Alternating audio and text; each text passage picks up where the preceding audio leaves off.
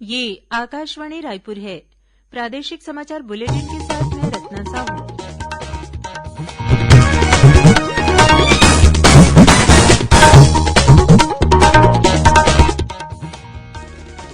और अब पेश है आज के मुख्य समाचार। प्रदेश के स्कूलों में कुछ शर्तों के साथ कल से शुरू होगी ऑफलाइन पढ़ाई। 10वीं और 12वीं के साथ ही पहली से 5वीं और 8वीं की कक्षाएं भी लगेंगी। राज्य सरकार ने प्रदेश में चिट फंड कंपनियों के निवेशकों से 2 से 6 अगस्त तक निर्धारित प्रपत्र में सभी आवश्यक जानकारियों के साथ आवेदन मंगाए हैं। प्रदेश में आज से विश्व स्तनपान सप्ताह मनाया जा रहा है और पर्यावरण संरक्षण को बढ़ावा देने बस्तर संभाग में पुलिस विभाग द्वारा आज से पोदला उरस्कना यानी वृक्षारोपण त्यौहार शुरू। 18 वर्ष से अधिक आयु वर्ग के लिए सरकारी केंद्रों पर निःशुल्क राष्ट्रव्यापी कोविड टीकाकरण अभियान जारी है। युवा श्रोताओं से हमारा आग्रह है कि स्वयं कोविड रोधी टीका लगवाएं और अन्य लोगों को भी इसके लिए प्रोत्साहित करें। कोविड स्वास्थ्य के लिए खतरा बना हुआ है, ऐसे में एहतियाती उपायों के पालन में कोताही न बरतें। जब तक आवश्यक न हो घर से बाहर न निकलें और 3 सरल उपायों का पालन करें। मास्क लगाएं, 2 गज की सुरक्षित दूरी बनाए रखें, बार बार हाथ धोएं और चेहरा साफ रखें। कोविड से संबंधित जानकारी और मार्गदर्शन के लिए राष्ट्रीय हेल्पलाइन काम कर रही है। छत्तीसगढ़ के लिए हेल्पलाइन नंबर है 104 और 0771 22350991। साथ ही राष्ट्रीय हेल्पलाइन नंबर है 1075। अब समाचार विस्तार से। प्रदेश में कल से स्कूलों में कुछ शर्तों के साथ ऑफलाइन पढ़ाई शुरू हो जाएगी। स्कूल शिक्षा विभाग ने फिलहाल 10वीं और 12वीं के साथ साथ पहली से 5वीं और 8वीं की कक्षाएं शुरू करने का निर्णय लिया है। राज्य शासन ने ये सभी कक्षाएं उन जिलों में शुरू करने का फैसला लिया है जहां कोरोना पॉजिटिविटी दर पिछले 7 दिनों में 1% तक है। राज्य शासन के निर्णय अनुसार ग्रामीण क्षेत्रों में प्राइमरी स्कूलों में कक्षा पहली से लेकर 5वीं तक तथा मिडिल स्कूल में 8वीं की कक्षाएं शुरू करने से पहले संबंधित ग्राम पंचायत और स्कूल की पालक समिति की अनुशंसा लेनी होगी। वहीं शहरी क्षेत्रों के लिए संबंधित वार्ड पार्षद और स्कूल की पालक समितियों की अनुशंसा पर ही कक्षाएं शुरू होंगी। हाई स्कूल और हायर सेकेंडरी स्कूलों में 10वीं और 12वीं की कक्षाएं संचालित करने के लिए ये शर्तें लागू नहीं होंगी। वहीं 6वीं, 7वीं, 9वीं और 11वीं कक्षाओं की पढ़ाई अभी भी ऑनलाइन होगी। राज्य में सभी स्तर की ऑनलाइन कक्षाएं पहले की तरह जारी रहेंगी।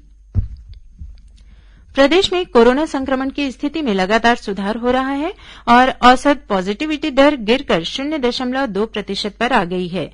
कल प्रदेश में कोरोना संक्रमण के 102 नए मामले सामने आए। वर्तमान में 1800 से अधिक मरीजों का इलाज विभिन्न अस्पतालों या होम आइसोलेशन में चल रहा है। इस बीच प्रदेश में कोरोना टीकाकरण का कार्य जोर शोर से जारी है।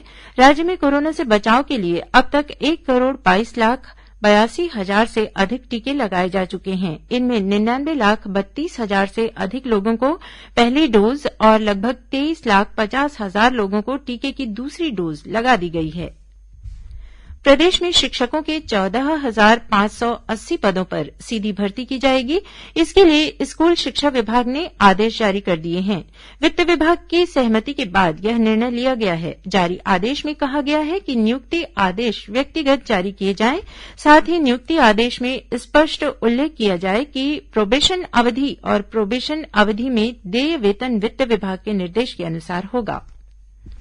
राज्य सरकार ने प्रदेश में चिट फंड कंपनियों के निवेशकों से 2 से 6 अगस्त तक निर्धारित प्रपत्र में सभी आवश्यक जानकारियों के साथ आवेदन मंगाए हैं।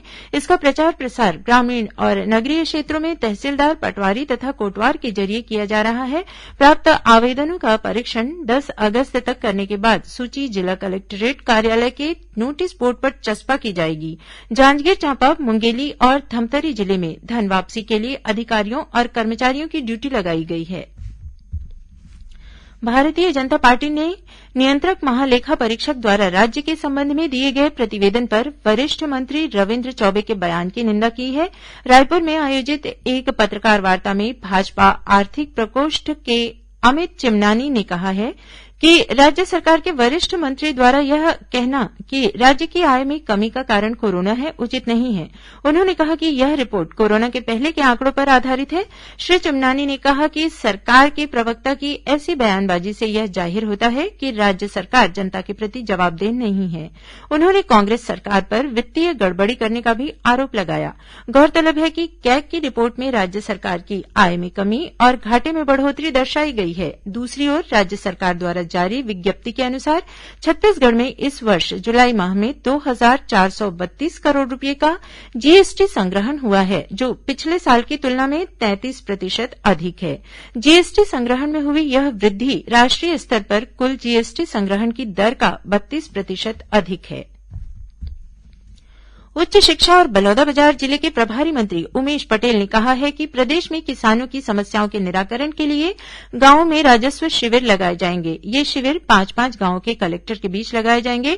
बलौदाबाजार में आयोजित जिले की समीक्षा बैठक में श्री पटेल ने कहा कि इन शिविरों के माध्यम से मछली पालन से जुड़े किसानों को शासकीय योजनाओं के बारे में जानकारी दी जाएगी। उन्होंने अधिकारियों को निर्देश दिए कि किसानों को समितियों से खाद, बीज और दवाई की उपलब्धता सुनिश्चित करें। बैठक के बाद श्री पटेल ने 13 दिव्यांगजनों को निःशक्त जन विवाह प्रोत्साहन योजना के तहत 7 लाख रुपये का चेक तथा 5 दिव्यांगजनों को बैटरी चलित ट्राइसिकल वितरित किए। खबरों का सिलसिला जारी रहेगा। अभी वक्त है एक छोटे से विराम का। छत्तीसगढ़ में है थाना, गांव गांव पानी है पहुंचाना। छत्तीसगढ़ सरकार की अगुवाई में जल जीवन मिशन 2023 तक ले 39 लाख ग्रामीण परिवार मन के दुआर तक नल कनेक्शन ले पानी पहुंचाए की योजना शुरू करे है, जेमा 55 लीटर प्रति व्यक्ति प्रतिदिन के हिसाब ले सबो मनखे मन ला पानी उपलब्ध कराए जाही। अब हर जल ला मिलही जल, हर घर पानी, छत्तीसगढ़ ने ठानी पहुंचाबो पानी कुरिया कुरिया मुहाटी मुहाटी। अधिक जानकारी बर ग्राम जल एवं स्वच्छता समिति में संपर्क करो। जल जीवन मिशन द्वारा जनहित में जारी। प्रादेशिक समाचार आप आकाशवाणी रायपुर से सुन रहे हैं और अब आगे बढ़ते हैं बाकी के समाचारों की ओर। केंद्रीय शिक्षा मंत्री धर्मेंद्र प्रधान ने लोगों, विशेषकर स्कूलों और कॉलेजों के युवाओं, शिक्षकों और अभिभावकों से अपील की है कि वे देश की स्वतंत्रता के 75वें वर्ष के उपलक्ष्य में मनाए जा रहे अमृत महोत्सव के संदर्भ में गर्व से राष्ट्रगान गाएं और इसका वीडियो राष्ट्रगान.in पर अपलोड करें। इसमें भाग लेने की अंतिम तिथि 14 अगस्त है।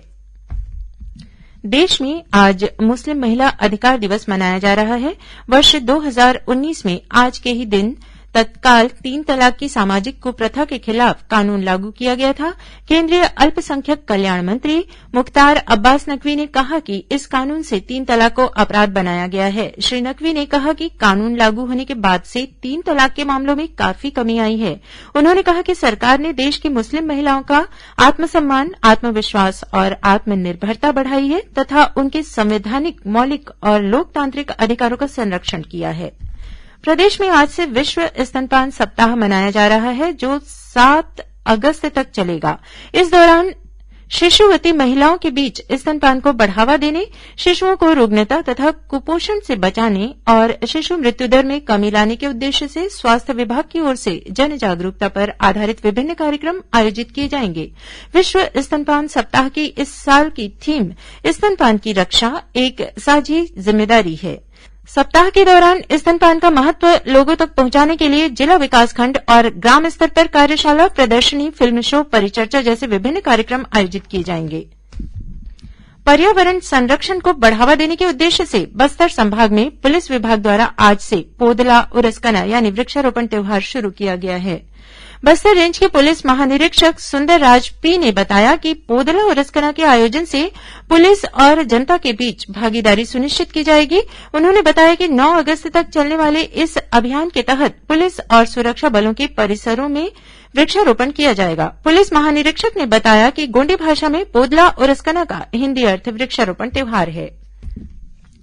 छत्तीसगढ़ की सीमा से लगे तेलंगाना के कोत्तागुड़म इलाके में पुलिस के साथ हुई मुठभेड़ में एक माओवादी मारा गया है। पुलिस अधीक्षक सुनील दत्त ने घटना की पुष्टि करते हुए बताया कि पुलिस की टीम चेरला इलाके में सर्चिंग पर निकली हुई थी। इस दौरान पहले से घात लगाए बैठे माओवादियों ने पुलिस पार्टी पर फायरिंग शुरू कर दी। जवानों द्वारा की गई जवाबी कार्रवाई में एक माओवादी मारा गया।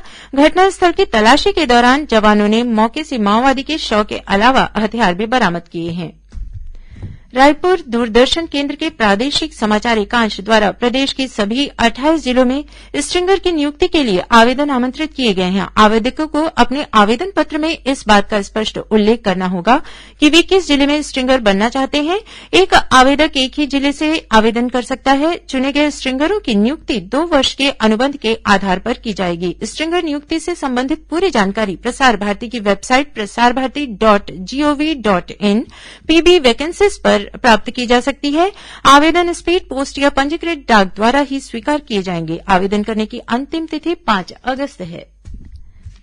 और अंत में पेश है मौसम का हाल। मानसून द्रोणिका के अलवर से उत्तर बंगाल की खाड़ी तक स्थित होने के कारण बने निम्न दबाव के प्रभाव से प्रदेश में इन दिनों बारिश हो रही है। मौसम विभाग ने अगले 24 घंटों के दौरान प्रदेश के अनेक स्थानों पर हल्की से मध्यम वर्षा होने अथवा गरज चमक के साथ छींटे पड़ने की संभावना जताई है। अब कुछ अन्य खबरें संक्षिप्त में। प्रधानमंत्री नरेंद्र मोदी वीडियो कॉन्फ्रेंस के माध्यम से विशेष डिजिटल भुगतान व्यवस्था ई रूपी की कल शुरूआत करेंगे। ई रूपी डिजिटल भुगतान की नकदी रहित और संपर्क रहित व्यवस्था है। मुख्यमंत्री भूपेश बघेल ने अविभाजित मध्यप्रदेश के प्रथम मुख्यमंत्री पंडित रविशंकर शुक्ल की जयंती और पूर्व केंद्रीय मंत्री विद्याचरण शुक्ल की जयंती पर उन्हें याद कर अपनी श्रद्धांजलि अर्पित की है। छत्तीसगढ़ में औषधीय पौधों के संरक्षण और संवर्धन के लिए किए जा रहे कार्यों की सराहना अंतर्राष्ट्रीय संस्था संयुक्त राष्ट्र मरुस्थलीयकरण रोकथाम कन्वेंशन यूएनसीडी ने की है। इस संस्था ने प्रदेश के वन मंत्री मोहम्मद अकबर और पारंपरिक वैद्य संघ के प्रांतीय सचिव निर्मल अवस्थी को सम्मानित किया है। कोंडागांव जिले के सुदूर वनांचल में ग्रामीणों का उपचार हाट बाजारों में टेलीमेडिसिन के जरिए विशेषज्ञ चिकित्सक कर रहे हैं। अब तक 151 हाट बाजारों में 36,000 से अधिक मरीजों का उपचार किया गया है। और रायगढ़ जिले में ऐसे हितग्राही जिन्होंने 29 जुलाई तक आयुष्मान कार्ड के लिए पंजीयन नहीं कराया है, वे चॉइस सेंटरों में आयुष्मान कार्ड बनवा सकते हैं। अंत में मुख्य समाचार एक बार फिर। प्रदेश के स्कूलों में कुछ शर्तों के साथ कल से शुरू होगी ऑफलाइन पढ़ाई। 10वीं और 12वीं के साथ ही पहली से 5वीं और 8वीं की कक्षाएं भी लगेंगी। राज्य सरकार ने प्रदेश में चिट फंड कंपनियों के निवेशकों से 2 से 6 अगस्त तक निर्धारित प्रपत्र में सभी आवश्यक जानकारियों के साथ आवेदन मंगाए हैं। और प्रदेश में आज से विश्व स्तनपान सप्ताह मनाया जा रहा है। और पर्यावरण संरक्षण को बढ़ावा देने बस्तर संभाग में पुलिस विभाग द्वारा आज से पोदला उरस्कना यानी वृक्षारोपण त्योहार शुरू। इसी के साथ प्रादेशिक समाचार बुलेटिन समाप्त हुआ। नमस्कार।